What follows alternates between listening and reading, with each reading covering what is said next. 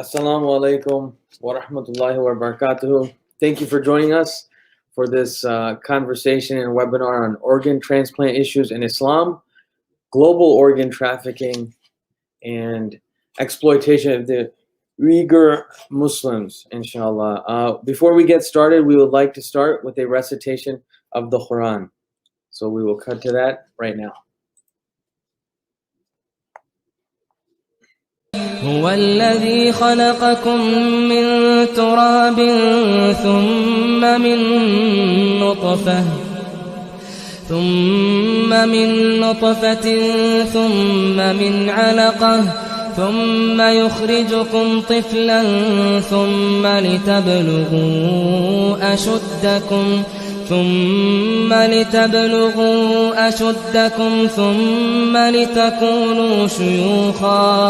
ثم لتكونوا شيوخا ومنكم من يتوفى من قبل ولتبلغوا أجلا مسمى ولعلكم تعقلون هو الذي يحيي ويميت فإذا قضى أمرا فإنما يقول له كن فيكون. Okay, Jazakallah for that recitation there. We will also get started with a brief video about the Nagamia Institute of Islamic Medicine and Sciences.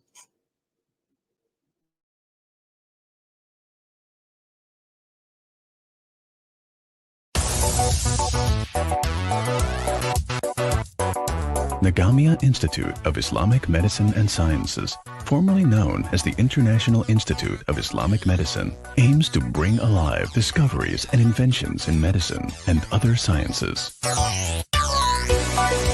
Through exhibitions, storytelling, and modern technology.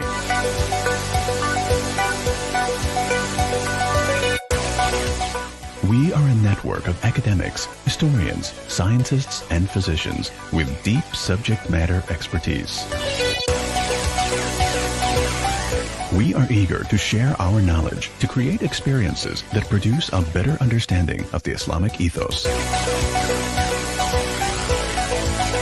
and the contributions of Muslims to medicine and other sciences.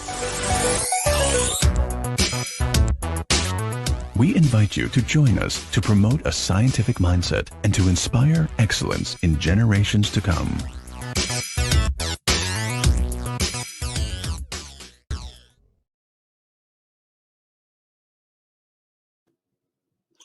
Okay, thank you for that introduction.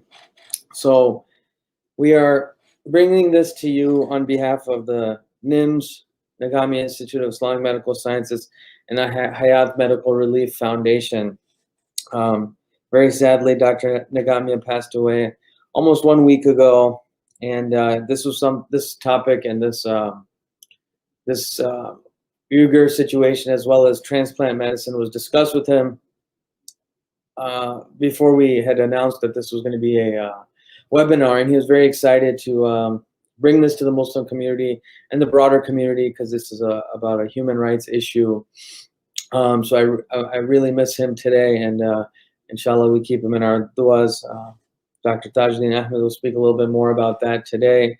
It's a very relevant conversation as we're seeing Islamophobia globally is pushing newer and newer places from Palestine, Kashmir, China, and this week was Canada. So we have to be educated about what's going on throughout the world. Every movement starts with knowledge, whether it's BLM, anti-apartheid movement. We must gain knowledge before we take action. So I'm very appreciative of our speakers here today, and it's very timely that we get this information before we start organizing, motivating each other, and collaborating to bring a change. I'd like to introduce Dr. Tajuddin Ahmed, who's one of the founding members of Imana in Columbus, Ohio. He first joined NIMS as a member and treasurer of both NIMS and IIM. He's a past president of Imana, one of the founding members of ISNA from its inception, founding member and president of MVIA, as well as the co-founder and president of the Taj Foundation, a nonprofit educational foundation. Without further ado, Dr. Tajuddin Ahmed. Assalamu alaikum. It's indeed a pleasure to welcome you all today webinar in the midst of sadness because of Dr. Nagamia's departure a week ago on Friday, and I happened to be there in the hospital a few days before he died, on the day of his death, and his viewing time, janaza time, and ultimately burial. I was amazed to see people who were Muslims and non-Muslims coming to his funeral, Hindus, Christians, Jews, dignitaries, past and present mayor of Tampa, and a police chief,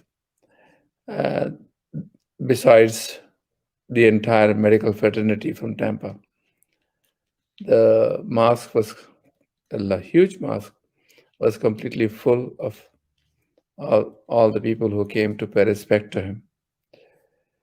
He was my personal buddy and a friend since early 70s. We were both involved in all the organizations together.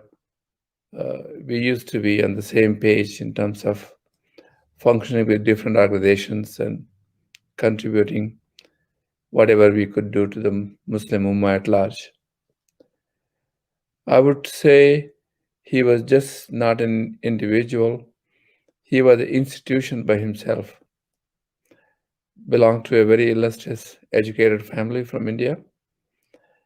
And his contributions are too many to enumerate. He was involved with ISNA, Imana, AFMI, many educational projects of his own in Gujarat, a very famous, very relevant charity festival in Tampa, Florida, every year for last 25 years.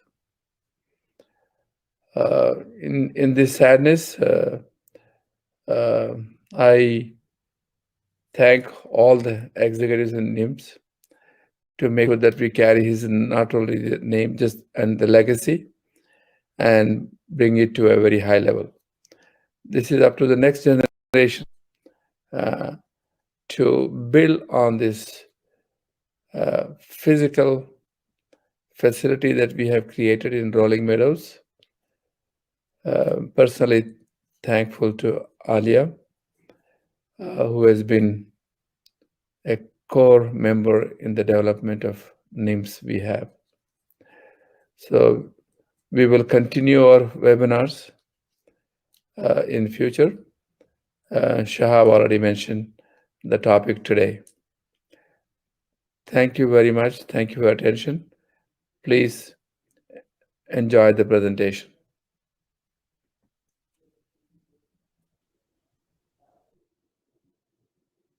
Thank you, Dr. Tajuddin Ahmed. And, anybody who's watching this, NIMS and Hayat Relief, I'll say one thing about NIMS that I've noticed is they're very open for people wanting to be involved and getting involved. So reach out to Sister Alia. She's the executive director. I've been working with her in NIMS for past year. And mashallah, she's very open. She gives you kind of give some background about all the events going down. So please follow NIMS on Facebook for more updates. Also, Hayat Relief, we're a 501c3 nonprofit. We've been doing some projects in different parts of the world. I think also there's a lot of intersectionality with this conversation that's about to happen. The reason we're bringing it through NIMS and also through Hayat Relief is that there's a good deal of medical information about this transplant organ harvesting that the medical field has brought together. Now we also need activists who are also going to take this information to the right places and make it common knowledge so action can come. So what we can do is right now we actually have Sister Serwi Huseyin. She's from the Save Uyghur campaign, team lead for Justice for All. She's an educator and Uyghur activist. Serwi is also a renowned writer, translator, and poetess. She was born and raised in East Turkestan and graduated from Xinjiang University in 2000. Serwi holds a Master of Education degree from Fried Hardeman University, and her thesis was on preserving Uyghur language in the Uyghur diaspora. So for right now, she is going to give us some of her thoughts on what is going on. Assalamu alaikum, everyone. Thank you for watching our program, which addresses the issue of forced organ harvesting committed by Chinese Communist Party on Uyghurs and other ethnic Turkic-speaking nations who live in East Turkestan. I am an ethnic Uyghur. I was born and raised in East Turkestan. I grew up hearing about the horrific stories about how Chinese Communist Party had illegally detained the family members of Uyghurs and how the enforced disappearances are happening around me. But the situation in East Turkestan escalated since 2016. Right now, it's not a mystery anymore for anyone who is focusing on the human rights issue that up to 5 million of Uyghurs and other ethnic Turkic-speaking nations such as Kazakh, Kyrgyz, Uzbek, and Tatars have been locked up in the massive network of the detention centers of Communist Party of China in various locations of East Turkestan. As any other Uyghur who live in diaspora, I have family members who have been illegally locked up for lame reasons into the detention centers and sentenced with long time imprisonment. First time, when I heard that my brother-in-law, who was a practitioner dentist at that time, and my nephew, my older sister's son, when he was taken by CCP, the first thing came to my mind is that whether they will be enforced disappeared by the Communist Party of China, whether their organs will be harvested, like a lot of just the stories that I grew up hearing about.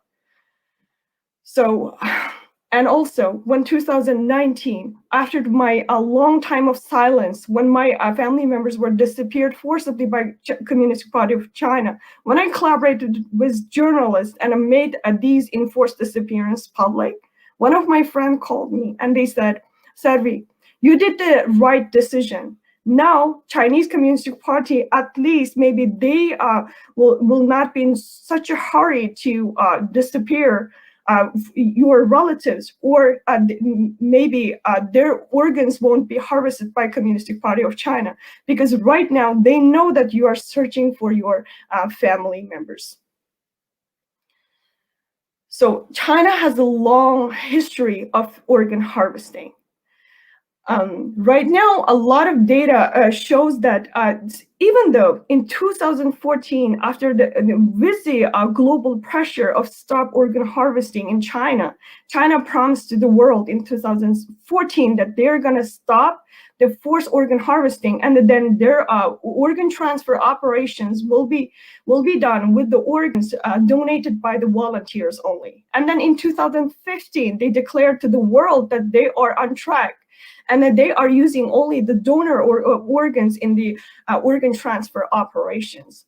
But data released on the news is revealing that China is actually lying to the whole world.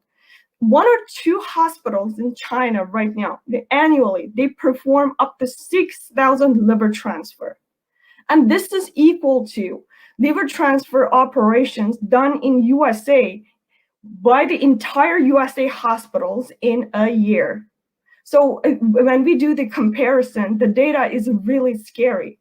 And also the messages, the information that leaked through by the Chinese state propaganda or Chinese the research projects that has been done by the Chinese universities and facilities, and the research done in the Western world, it shows that actually China can make a revenue, can make a benefit up to $1 billion annually by forced organ harvesting. So what now it comes to my question that now my family members are in detention and data is so scary and that the facts are so scary that China is forcibly harvesting organs from the detention centers, from the detainees in the detention centers, and also from their own prisons, from the detainees who are the victims of the conscience. They are doing it. What is the world's reaction now?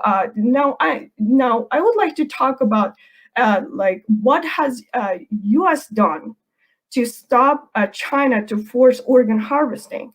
So last December, I was, as an Uyghur activist, I was so happy when I heard the news that a new bill was introduced in the Congress in last December, in 2020. The name of the bill is Stop Organ Harvesting Act. Stop Organ Harvesting of China Act. The main purpose of this bill is to stop China to conduct forced organ harvesting from the victims of conscience and from the ethnic minorities, from the ethnic minority and also minority religious groups in East Turkestan and other various parts of China. So also this bill aims to hold accountable the top Chinese officials who are responsible for such forced organ harvesting crime. While I was happy, the things that came to my mind when I heard this good news is that, so when the bill was introduced, and then while legislation is unprocessed, and then but every single days in the detention centers, my nephew, my brother-in-law, and other fellow Uyghurs, they are in the risk of forced organ harvesting every day. They are at the risk of forced disappearance every day. So what came to my mind is all these actions has been done. U.S. is not enough. While I'm considering that the action has been taken by USA, the country that I reside in, is not enough. The other things came to my mind. What the other Muslim majority countries' reaction for this organ harvesting issue? So it's like it's really, the fact is really saddening. Instead of showing solidarity for the Uyghurs who are at risk of such a horrific crime of the Chinese government, instead of showing the solidarity for their for this group of people who share the same belief with them, the leaders of the Muslim majority countries, they are standing by the side of China because of their economic and political diplomatic relationship, because of their own benefit, because of their own profit. And also on their media channels, they are propagating that actually the Uyghur genocide issue, the forced organ harvesting, the risk and the arbitrary torture and enforced disappearance, forced sterilization, and so on and so forth. All these risks stated by the Western media is actually not true. And that they are the Western propaganda. And that they are propagating like this to their own people. So on social media, when I shared my family story, when I share the news articles, that some of our Muslim brothers and sisters will drop a message and they say, oh, this is actually true. You have active family members who are in detention. Oh, this is true. The camp survivor is talking like this. So our government propaganda is a lie.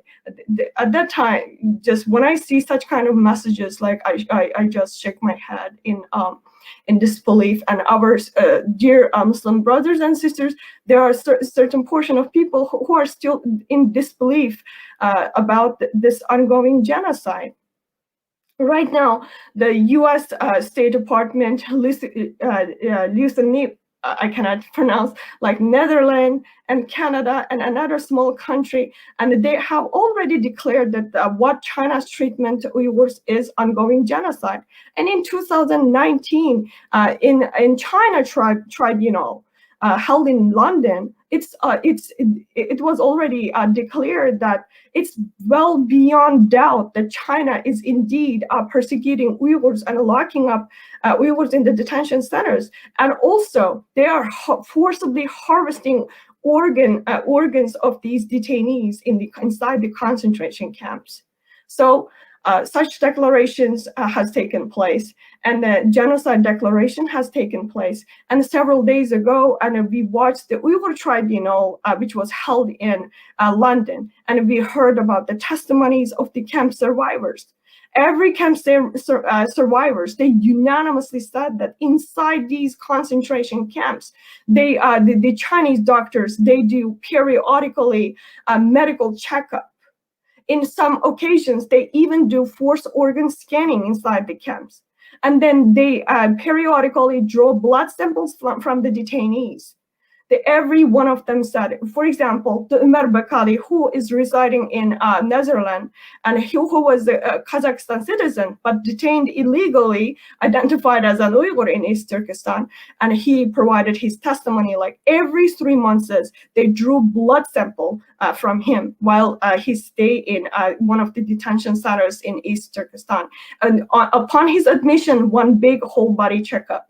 And after 3 months, while they were transferring him to another detention facility, another whole body checkup. They did take his blood samples, urine samples. They did a whole physical body checkup. And Tursunay Ziauddin, while she was describing about torture and the sexual abuse which was taken on her inside the concentration camp, she also addressed that they actually drew a blood sample from her. And Zumrat Daud, another camp survivor who is right now residing in USA, and while we were interviewing her, and she said that there was a small window on the door, and then the detainees had to hand out their hands, and then they drew blood samples from the detainees, and they even cannot be able to see how much blood was drawn from them. Mr. Serwi, you can wrap up shortly. We're gonna address more of this in the question answer session, inshallah. I wanted to move on to our next speaker. Thank you so much for that alarming eyewitness testimony. To actually hear someone who has family members in that region who've been affected deeply impacts my perception of it. Being able to see someone who's actually Uyghur and knows firsthand what it's like is very tough to digest. We're going to move on to our next speaker, Dr. Ali Iqbal. He's a Canadian transplant nephrologist practicing in Hamilton, Ontario. He's an assistant professor of medicine at McMaster University, where he completed his medical school and residency training. He is interested in medical education with a focus on residency and fellowship education. He is also interested in transplant bioethics, organ trafficking, and is a member of the Canadian Committee of the International Coalition to End Transplant Abuse in China. Without further ado, Dr. Ali Iqbal. Assalamu alaikum wa rahmatullahi wa barakatuh, everyone. Thanks, Shahab, for the introduction, and thank you, Sister Serwi, for that powerful testimony of your personal, experiences and encounters with this horrific problem of forced organ harvesting. So I'm just going to share my slides.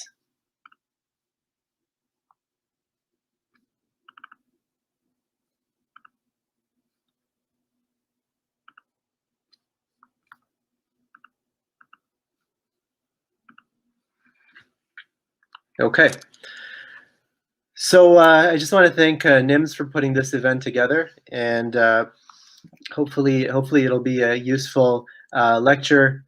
And here's an outline of what I plan to discuss, and hopefully these topics are of interest to our audience.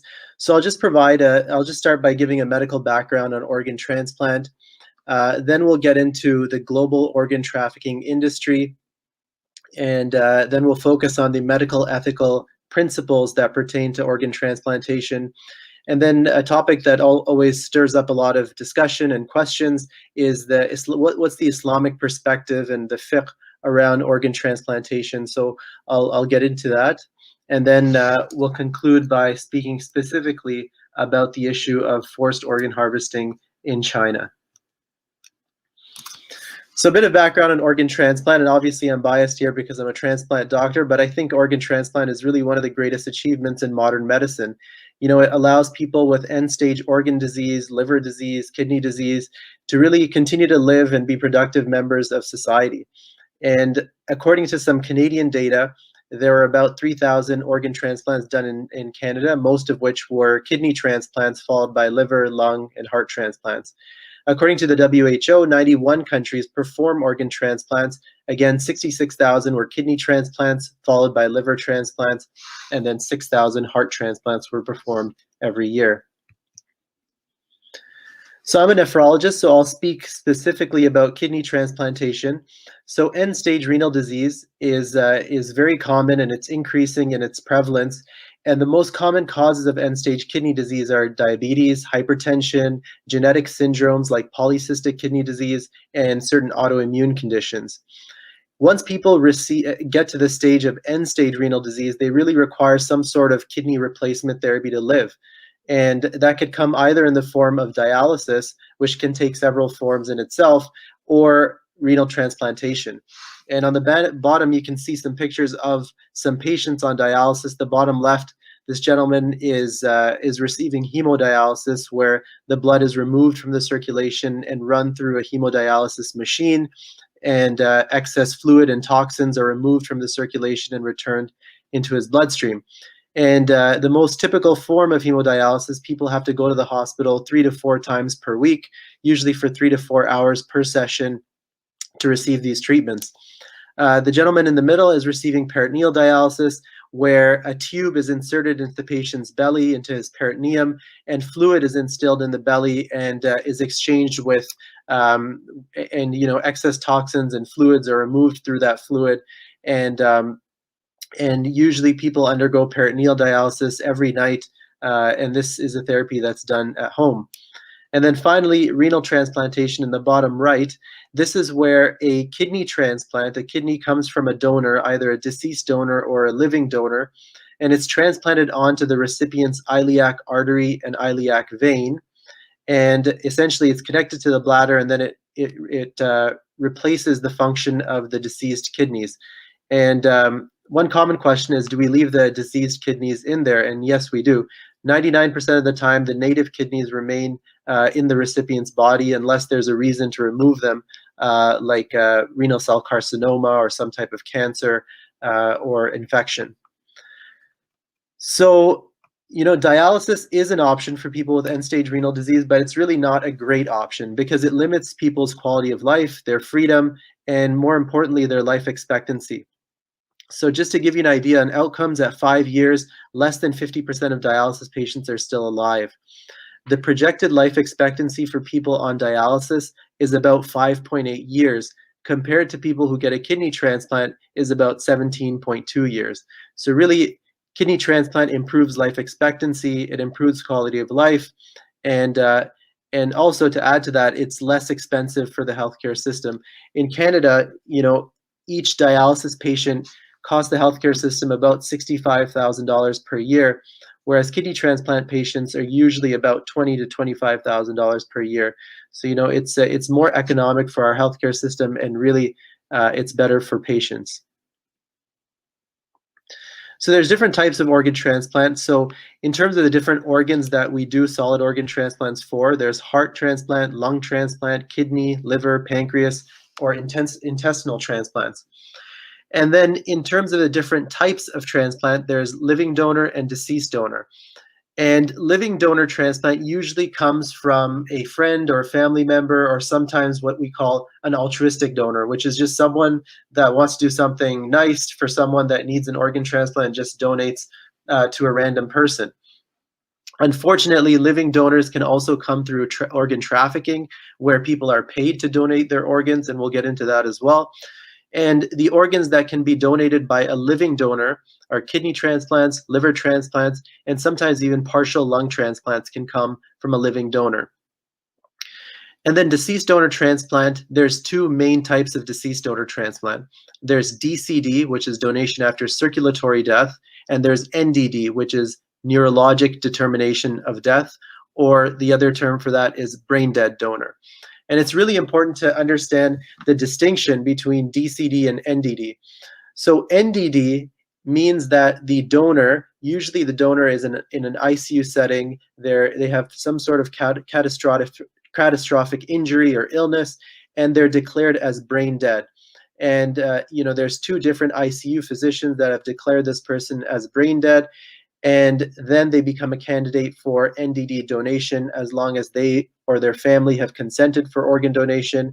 And then the organs are retrieved while the heart is still beating. So the heart is still beating, this person is completely brain dead, they have no brain activity, and the organs are retrieved from that particular donor.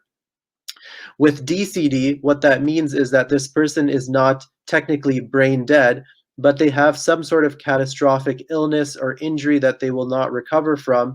The ICU team and the patient's family make the decision that, we're just prolonging this patient's suffering and they will not recover from this. So the decision is made to withdraw life support. And only when that person's heart stops, they wait an additional 5 to 10 minutes and then they go in and retrieve the organs. So that's the difference between DCD and NDD.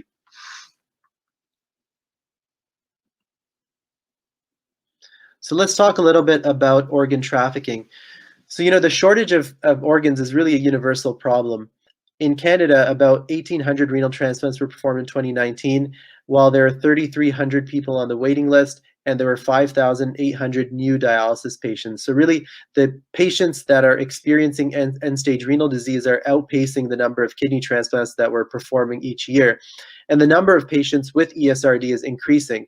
So from 2010 to 2019, over that period, there's a 33% increase in ESRD patients. And the wait time for a deceased donor can be up to 6 years. And it's also important to know that many countries don't even have a deceased donor program. And unfortunately, this is common in our Muslim countries because of religious misconceptions or social issues or cultural issues.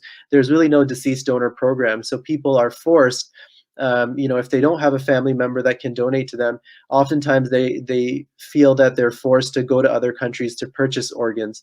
And we'll get into that as well.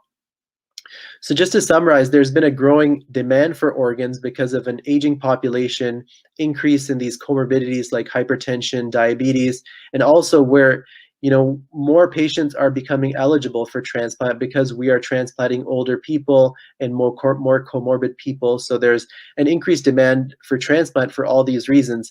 And unfortunately, the supply hasn't kept up because there's been an increase in deceased donor rates, but really there hasn't been an increase significantly in living donor rates in the last 10 years.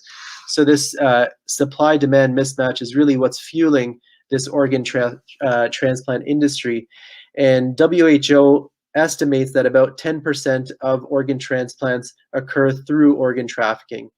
And obviously there's many ethical concerns with organ trafficking because we don't really know the circumstances under which the donor donated their organs, whether this person was paid, whether, like in China, whether these were executed prisoners, the ethical issues of, only people that can afford to pay for an organ are able to advance and improve their health. The follow-up of the donors and the health of the donors is really not a concern in organ trafficking, and that's a big issue as well. And also there's public health concerns with drug-resistant organisms that are being brought back to their home countries. And transplant tourism and organ trafficking, they're deemed illegal in most countries and condemned by all international medical societies. This diagram is from a study which was published in the American Journal of Transplantation, looking at people in the US that went abroad for kidney transplants. And it's just showing the different countries that they went to receive their organ trafficked kidneys. And the most common country was China, followed by Philippines, and then India, Pakistan, and a few other countries you can see in this map. This table is showing various websites that patients can go to on the internet to essentially arrange for a trafficked organ. And you can see various prices are listed here. Like in China, you can get a kidney transplant for $70,000, a liver transplant for 120 US. And there's prices listed in Pakistan and Philippines. So this is just to show you what's out there. So in 2004, the World Health Organization, they addressed this issue of organ trafficking, and they called on all the member countries and all international medical organizations to really make a statement and declare the ethical considerations for organ transplantation. And this is where the Declaration of Istanbul came from. And the principles of the DOI is that the optimal care of donors and recipients should be the primary goal in organ transplantation, and trafficking of human organs should be prohibited and criminalized, and organ donation should be a financially neutral act. Countries should implement legislation governing recovery of organs, and ultimately countries should strive to achieve self-sufficiency in transplantation so that this need for organ trafficking is no longer required, because countries have their own deceased donor programs that can serve their communities.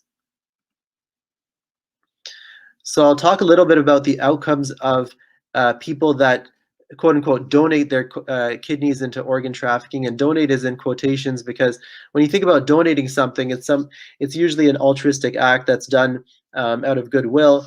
But a lot of times these donors are really trying to sell their kidneys because they're in a tough financial situation, or these kidneys or organs are forcefully taken from them, like in China. So this is a study from Pakistan that looks at people that sold their kidneys into organ trafficking. And I just want to point out a few things here, that about 90% of these people were illiterate. So really, these were very uneducated and financially destitute, underprivileged people. And 66% of these people were bonded labor workers, which is kind of a modern form of slavery almost, in that these people are working labor jobs to repay debts that may have been from their grandfathers or great-grandfathers. So really just to show the kind of people that are donating into organ trafficking. And the deception that's used to kind of exploit these people and make them force or donate their organs is really concerning. You can see here that about 65% of people were promised to receive about $2,000 for their kidney, and only 35% actually received the amount that they were promised. What about their health after they donate their kidney? So 62% reported that their health was really weak after they donated their kidney, and about 85% reported no improvement in their economic situation after selling their kidney into organ transplant. So what about their health outcomes? So again, this was the same group in Pakistan that matched people that actually sold their kidneys into organ trafficking to people that actually donated to living related recipients. So the people that sold their kidneys into organ trafficking, they had more hypertension, they had lower EGFR, they had more proteinuria, and they had higher rates of Hep B and Hep C. And I think there's a couple of reasons for their poorer health outcomes. Number one, lack of follow-up. So these people that donate into organ trafficking, they don't get proper follow-up as we would for people that are donating into, ethical and organized organ transplant programs.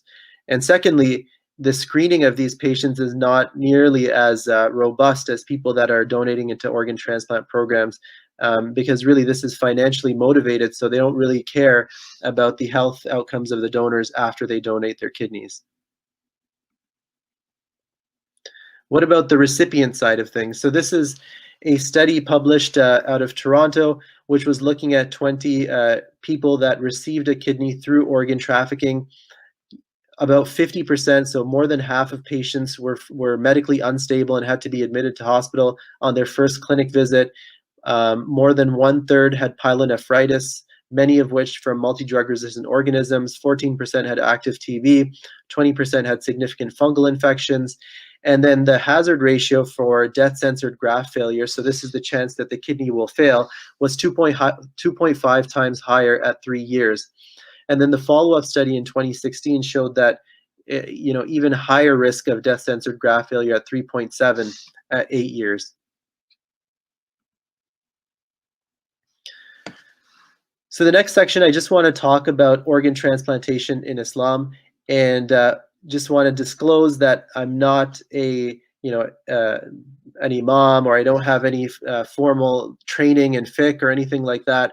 Like many of you, I'm a Muslim physician and I practice transplant medicine, so this is an area that's of interest to me. So this is just based on my reading and my understanding of the various fatwas that have been issued on this concept of organ transplant.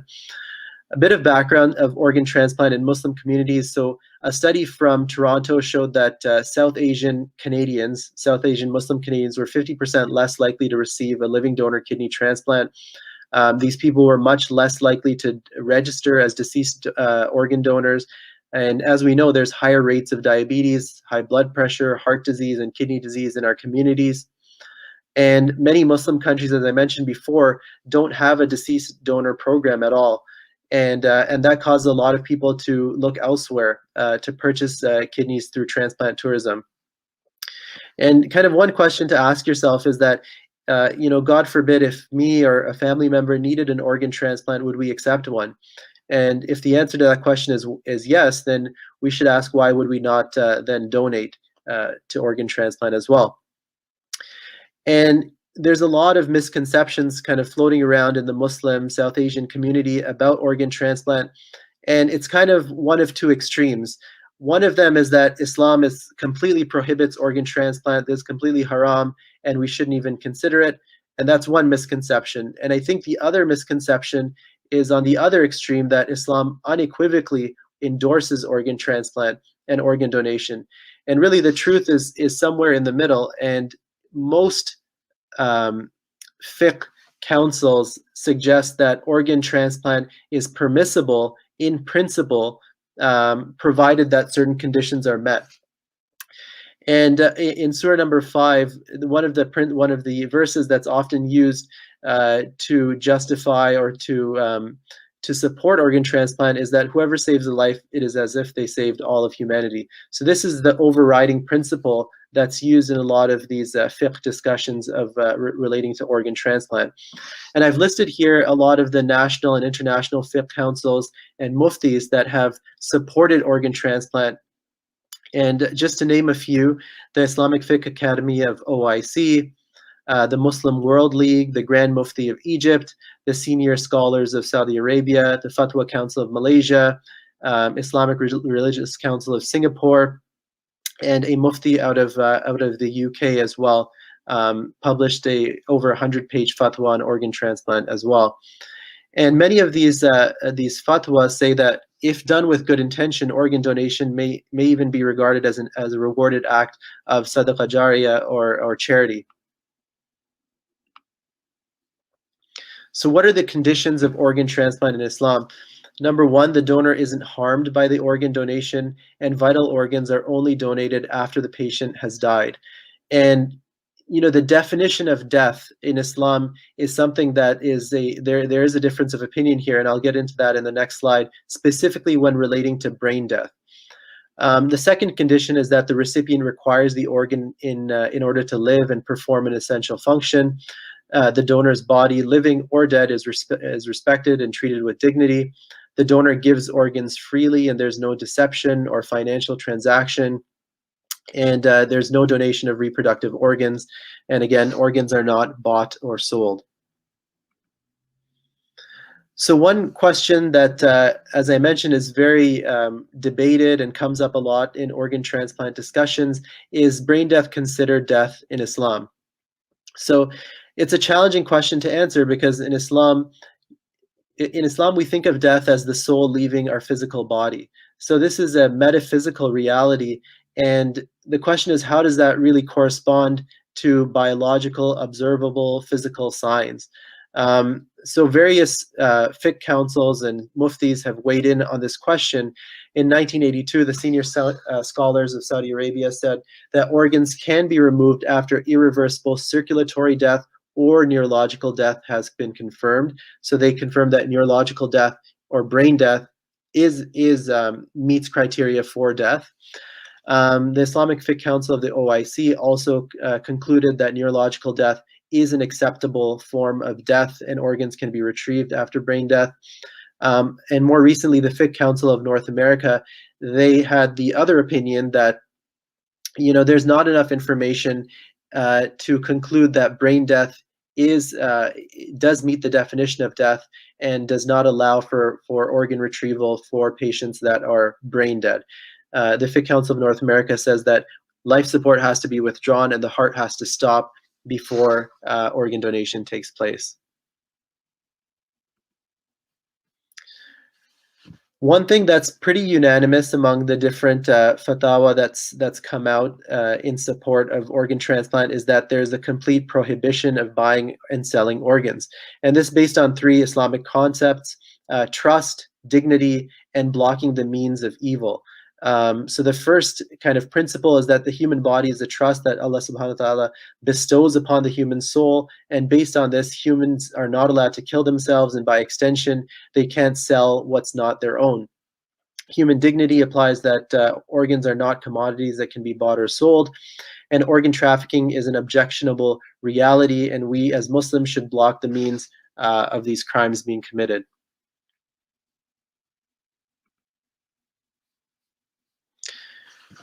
So finally, I just want to move on to the last part of the presentation, which is talking about forced organ harvesting in China. And again, I really appreciate Serwi giving us that personal stories related to this. And I'll focus more on kind of the medical literature that's existing about forced organ harvesting and the evidence that's out there. So China is the 2nd largest transplant program in the world. In 1984, China passed legislation to allow organs from executed prisoners. And of course, this in and of itself has pretty significant ethical concerns, like, can someone that's on death row really consent to donating their organs? Are these lawful executions? Are we timing these executions to meet the needs of the recipients, which is also, super problematic ethically? And this practice was, of course, condemned by various organizations like Helsinki, Amnesty International, World Medical Associations. And it's important to note that China historically has always had very low rates of voluntary organ donation. But in the early 2000s, the number of transplants really started to explode exponentially in China, which started to raise questions about where these organs are coming from. And they started interviewing some Chinese surgeons, and they found that forced organ harvesting had been occurring for years from prisoners of conscience, specifically Uighur prisoners, since the 1990s. And in the early 2000s, Falun Gong became the primary source of organs, along with other minority groups like Tibetans or Christian groups. And after many, many years of denial, the Chinese health minister in 2005, they confirmed that, yes, we have been using executed prisoners for transplants since the 80s. And not only have we been using them, this has been the primary source of our organ transplants, and up to 95% were from executed prisoners. But what they always denied was that these prisoners were actually prisoners of conscience and not people that actually committed grave crimes against society, like murderers or rapists or things like that. These are actually prisoners of conscience. So who are the Uyghurs? As most of us know, they're a Turkic ethnic group, majority Muslim, native to northwest China. And since 2015, millions have been detained in detention camps to suppress their religion, their culture, and to enforce upon them Chinese ideology. And we've all seen reports of torture, forced labor, mass sterilization, surveillance, rape, and forced organ harvesting in these camps. And many, many groups have declared this a genocide, including the Canadian Parliament and the US government. And who are the Falun Gong practitioners? So the Falun Gong, this was a spiritual discipline involving meditation and some philosophical roots in the Buddhist tradition. And it started increasing in popularity in the 1990s, and by 1998 there were over 70 million Falun Gong practitioners. The Chinese government did not like this because they thought this would be a threat to their national ideology. So they, in the late 90s, started detaining these people and forcing them into re-education camps, similar to what's happening to the Uyghurs today. And again, evidence of widespread torture, forced labor, and forced organ harvesting was being committed on the Falun Gong people. So these reports of forced organ harvesting really started with the Kilgore-Matus report in 2006, which was then revised in 2007. And these were two international human rights lawyers that were eventually nominated for a Nobel Prize for their work. And they were the first ones to really shed light on this issue and systematically review the evidence. And this was followed by a book in 2012 by David Matus and Torsten Trey. And there's many other investigations by Ethan Gutman, a documentary called Human Harvest, Hard to Believe. And then finally, kind of the culmination of all this was the China Tribunal, which occurred in June 2019, and the final judgment was delivered on March 2020. So the China Tribunal was an independent tribunal in China of forced organ harvesting in China, which was based out of London, UK, and it was chaired by Sir Geoffrey Nice, who was the lead prosecutor in the Bosnian genocide as well. And the tribunal's members concluded beyond reasonable doubt that in China, forced organ harvesting from prisoners of conscience has been practiced for a substantial period of time, involving a very substantial number of victims. They also concluded that crimes against humanity have been committed against Falun Gong and Uyghurs, which is also beyond reasonable doubt. So there's been multiple lines of evidence that have pointed towards forced organ harvesting. Number one, just the massive growth in transplants from 2000s onward, with the discrepancy in organ source. Extremely short wait times for deceased donor organs, like 1 month for a liver transplant, 1 to 2 week kidney transplants. And also, you can get an on-demand heart transplant, which really isn't possible, because if someone needs a heart transplant, they need to go on a waiting list and wait a period of time until a compatible donor passes away, and then they get a heart transplant. But you can't schedule a heart transplant in advance, and that's clearly what's happening in China. Also, the vulnerability of imprisoned groups like the Uyghurs and the Falun Gong. As Serwi was mentioning, the medical testing in custody. They say that we're performing these routine health checks on these people, but really what they're doing is doing medical testing to see their suitability for transplant. Recorded phone calls to hospitals confirming the use of Falun Gong prisoner organs, lots of testimony from ex-prisoners and surgeons, as well as significant commercial incentives for China. When this came to light, obviously there was significant condemnation by the international medical community. The Transplantation Society, the Lancet, all put out statements condemning this activity. And AJT, the American Journal of Transplant, in 2011 said, if the medical community does not do their utmost to end this practice, we will all have blood on our hands. So in response to all this international pressure, China, they allegedly started making some transplant reform in their country, and they established what they called was the Chinese Organ Transplant Registry, COTRS, which was supposed to be a public registry of organ transplants. And they said that from 2010 to 2018, the quote-unquote voluntary number of deceased donors increased by 185 times for kidneys and 166 times for livers. And these changes were initially applauded by the international community, but then some skepticism started to come about because there was still very little transparency in the transplant data, because the data sets weren't publicly available. They required manual requests from official Chinese sources and state-run publications.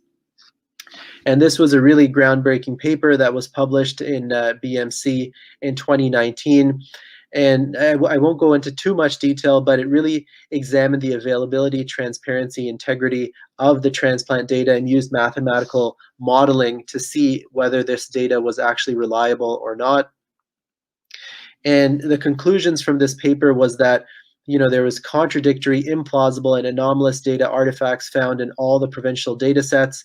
And the only plausible explanation is that there's systematic falsification and manipulation of these official organ transplant data sets.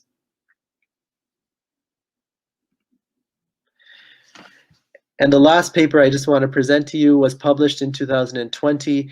And there was some really concerning data about the age of the donors that were the age of these deceased donors in China. So in one paper, the mean age of deceased cardiac DCD donors was 39 years, and brain dead donors was 35 years in China. Which is really a discrepancy compared to other countries. In Canada, the mean age of DCD donors is 53, and the warm ischemic time, which is the time it takes from withdrawal of life support to organ retrieval, in this Chinese paper was 5 minutes. And that's not possible, because really you have to wait for the person to pass away, then the surgeons have to go in and retrieve the organ. So it's not possible for this whole process to take 5 minutes. And in Canada, most DCD donors have a warm ischemic time of greater than 30 minutes.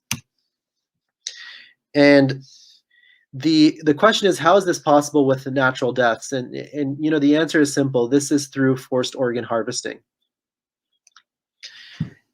And finally, what's going on today in China? And it seems like it's just business as usual. There's been millions of Uyghurs that have been detained in these detention camps, ongoing reports of torture, forced organ harvesting, and forced labor. And millions of Uyghurs have been forced to undergo medical testing and tissue typing. And as I've presented, the falsified donor data with increasing transplant rates suggests that this practice continues. Finally, what can we do about it? I think the first step to any change is knowledge, and we need to learn about this issue and spread awareness. There's a 7-minute video that's been produced by ETAC, or End Transplant Abuse in China, which we'll share on the Facebook page, so you can share that on your social media to spread awareness on this issue. As medical professionals, we need to educate our patients and deter them from transplant tourism. And we need to push our governments to strengthen laws, like the US is passing that law that Serwi mentioned, and Canada is also looking at a law against organ trafficking as well. And we need to support organizations like ETAC and Doctors Against Forced Organ Harvesting that are working on this issue. And we need to urge our professional societies and institutions to condemn this practice and develop policies against it. And with that, I will conclude. I'm sorry I went over time, and I'll hand things back to the moderator. Oh, wow. So much data compiled. Jazakallah for doing this, for having this repository of actual data. This is how change happens, by looking at these anomalies and transplants. Will help us fight for our Uyghur brother and sisters more effectively, inshallah. I think from what I put from here, getting a harvested kidney is bad from the person who's donating it and from the recipient, just looking at the outcomes from your data. So at least within our community, because I think we had a conversation before where you might be able to elaborate on this, that one of the biggest markets for organ transplants is the Gulf region and parts of the Middle East. They say they're halal organs. I think somebody was asking me, what are the halal organs being advertised? And is it true that the Middle East, parts of the Gulf, are getting some of these organs? So there's definitely allegations of that, and there's definitely reports of that. I didn't want to share that particularly in my slides because there hasn't been solid, medical evidence to conclude that. But that's definitely something that ETAC and Transplant Abuse in China is actively investigating, but they haven't come up with solid evidence to confirm that as of yet. Okay, good to know that, because I think that was in some blurbs and headlines. But that's good to know there has not been that. But I think it's something we can all be aware of. Another question we got was for Sister Serwi. If you wanted to land and go to see your family, would that be possible at this point? And what are the communication issues with trying to get a hold of your family if you wanted to know what was going on?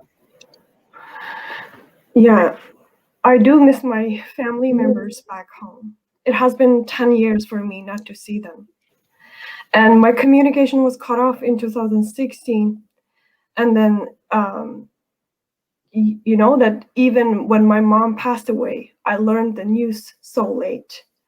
So if you ask me, you want to go? I say yes, wholeheartedly. I want to visit. But it is impossible for me to make the decision to go to East Turkestan.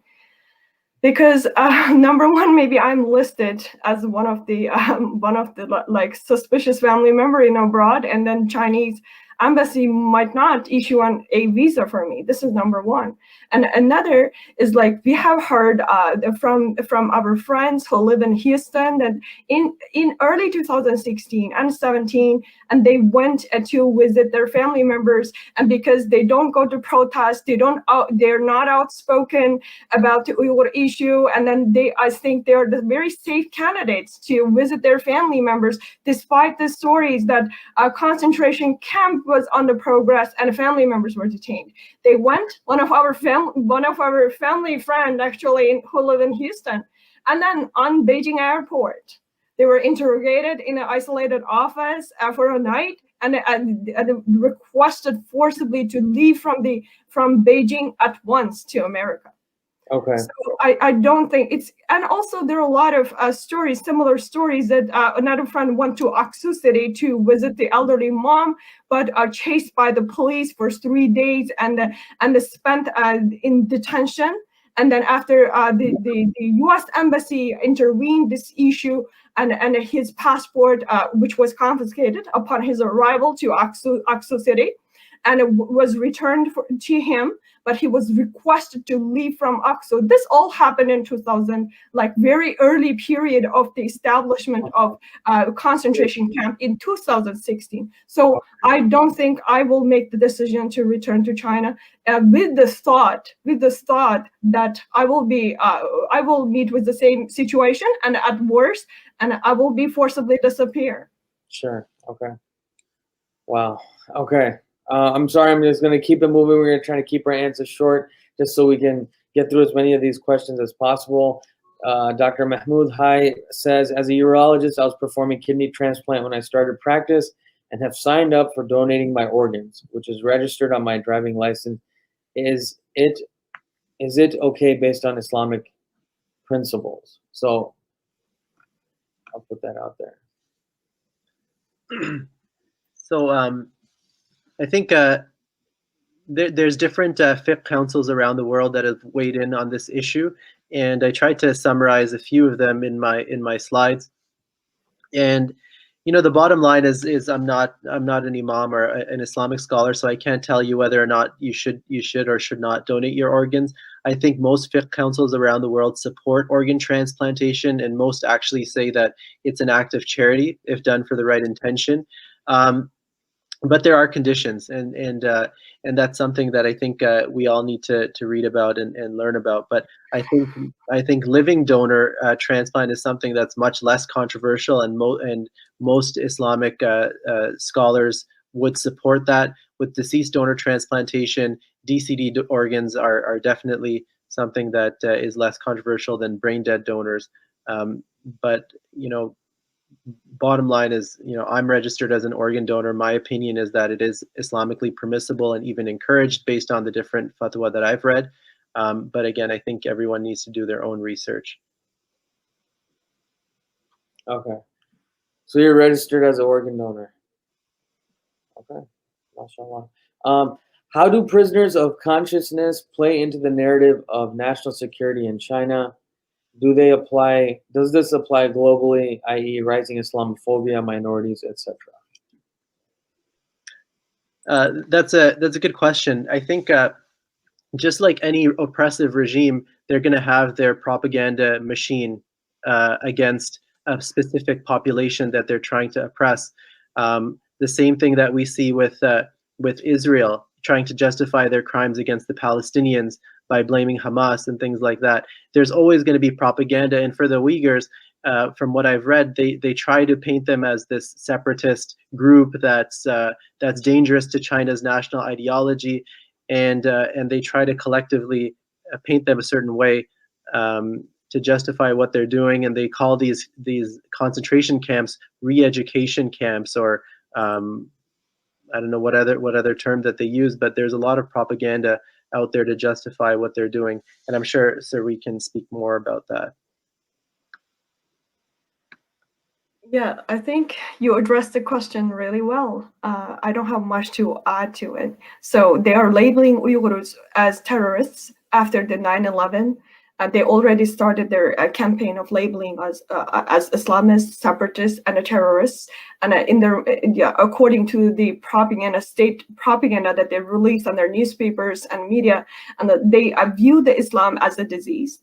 So we are like the majority of Uyghurs are sharing the Islamic belief, and then for them, so you're being an Uyghur, and because we are Muslim and being a Muslim and being the local people for the region, because they occupied the region in 1949, and also they use the gradual assimilation policy since their occupation.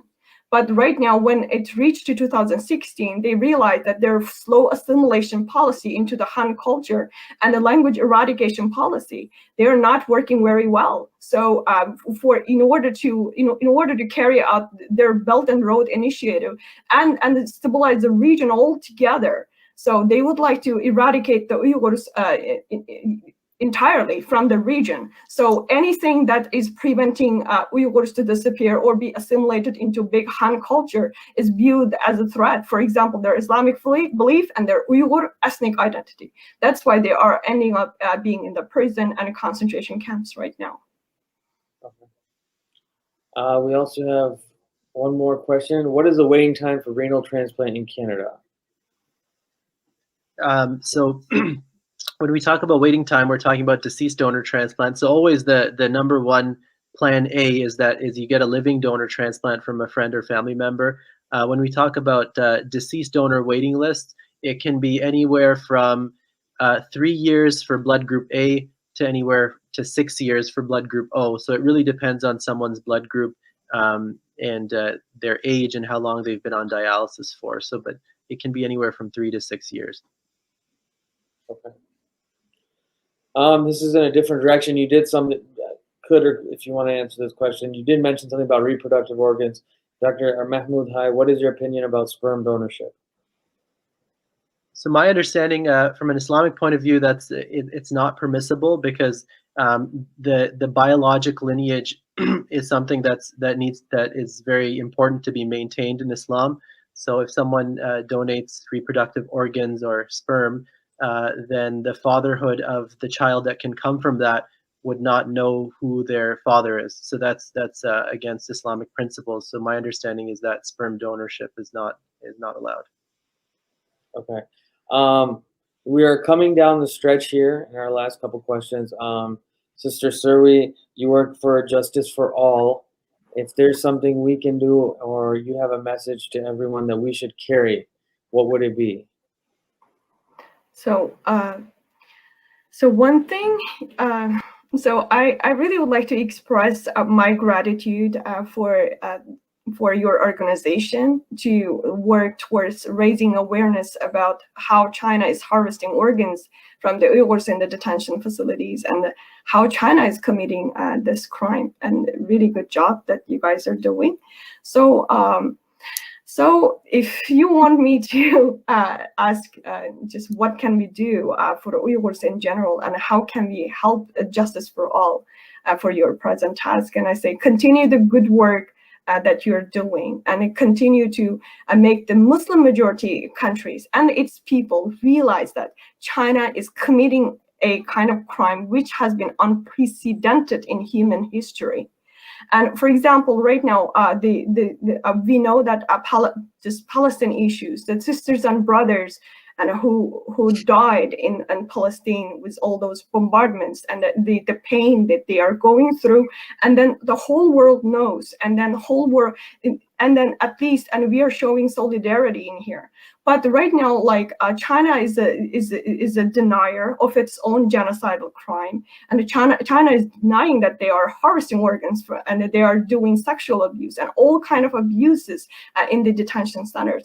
But unfortunately, the Muslim country leaders are not showing solidarity for the Uyghurs. So we have to continue our advocacy to make them understand what kind of crime against humanity, what kind of genocide is going on, because locking up 5 million people or more than that, this is like news are featuring like 1 million, 2 million, 3 million. It's not really unanimous, the number. And then some even says 8 million. And I say half of the Uyghurs are locked up, because you look at the ratio. My husband lost one brother into the camp, and I lost 3 into the camp in the beginning of 2016. And right now, the 2 of them were released after my activism, and 1 of them were still staying there. Then, like, you look at the ratio, how big it is from my husband's and my family. We both have family members.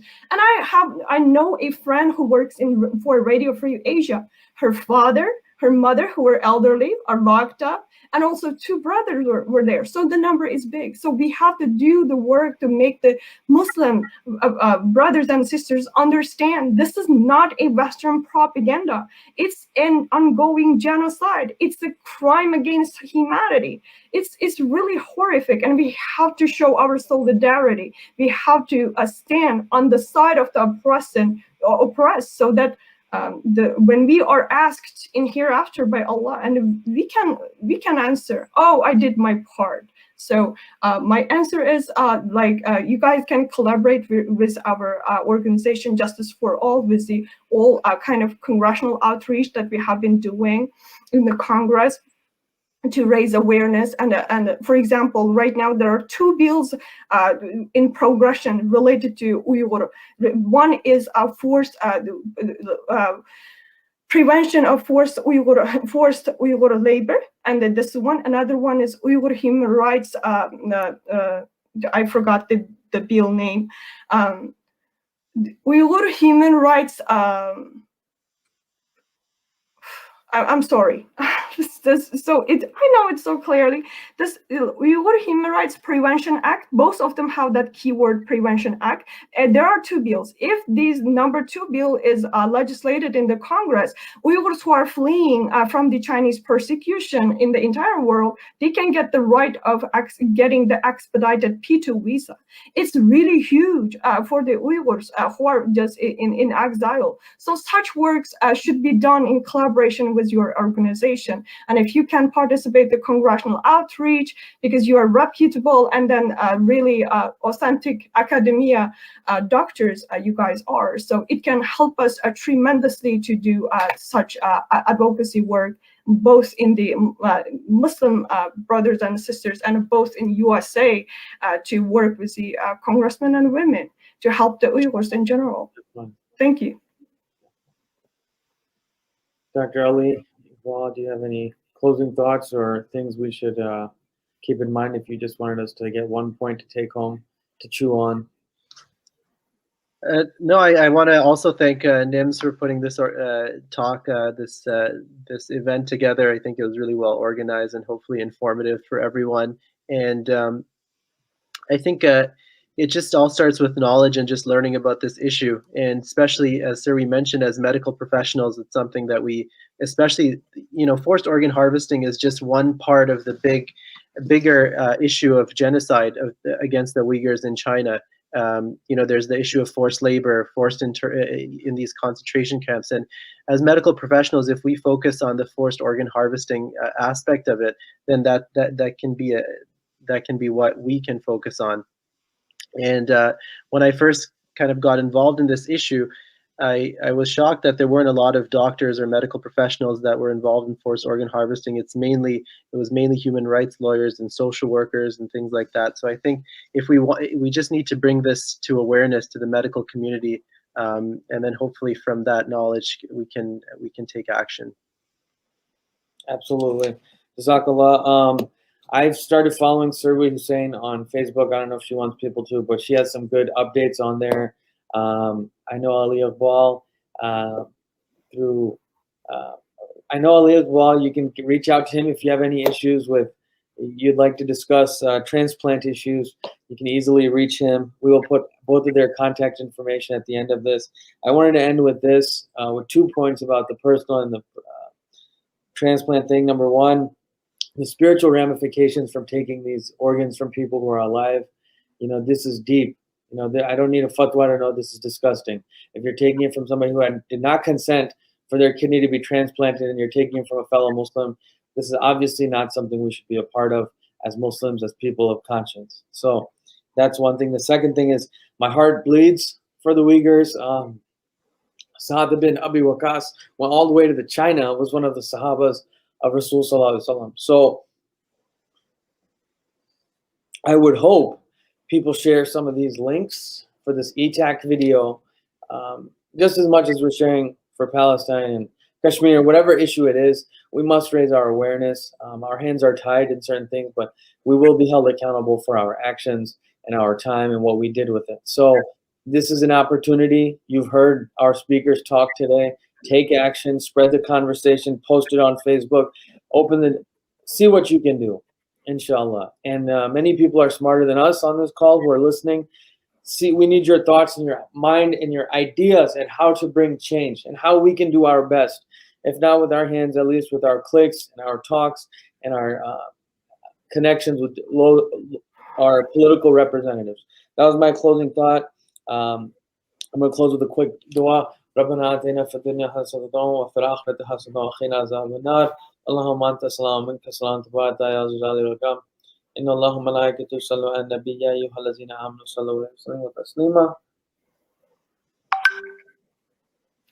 وسبحان ربك العزة عما يصفون وسلام على المرسلين والحمد لله رب العالمين. Thank you, everyone. Take care. Assalamu alaikum. Yes, thank you. Assalamu alaikum.